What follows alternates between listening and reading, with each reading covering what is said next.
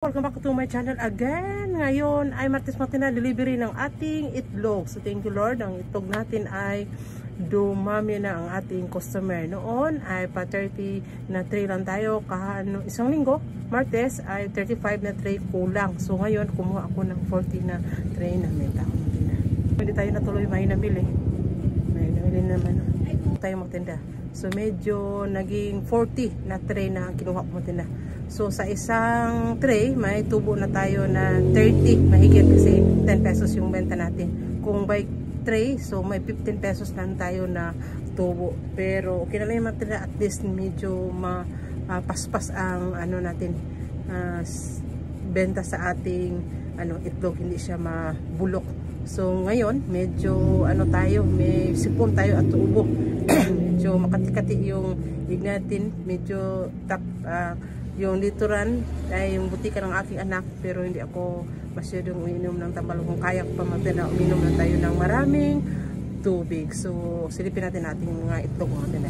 Dumating na ating order na itlog na 40 na tray ito. Bawat linya ito ay 10 na tray. So 40 na tray na ang maubos natin sa isang linggo mga katinda.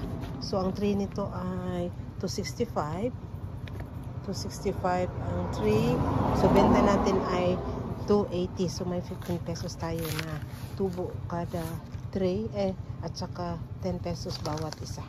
Matinda, na tayo ng half tray at saka isang tray para may mamili. Bigyan na tayo ng bigay. Hindi na tayo mahirapan pa magtali.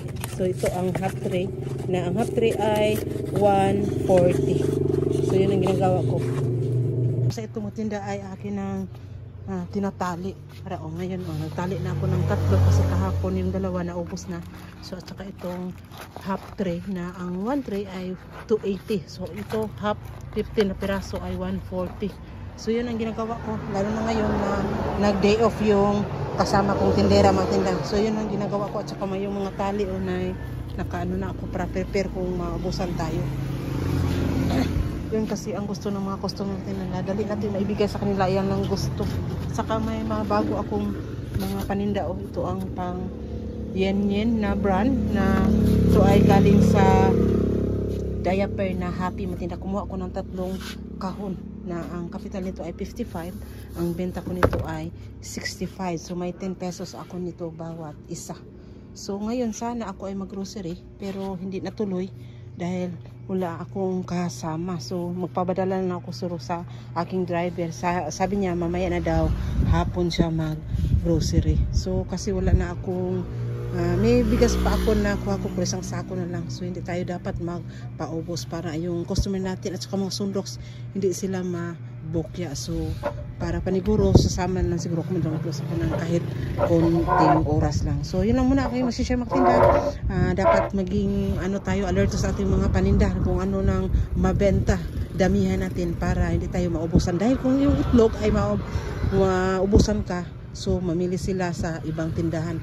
Kung may itlog ka, kung magbili sila ng itlog, so pasalay na yung mantika at saka yung mga hotdog at saka iba-iba pa, so maisa ng mga tinda. So yun ang kagandahan kung kompleto yung paninda mo, dagdag sa ating benta. So yun lang muna ako masishare mga tinda sa araw na ito. Positive lang tayo, bawal ang nika. Bye bye.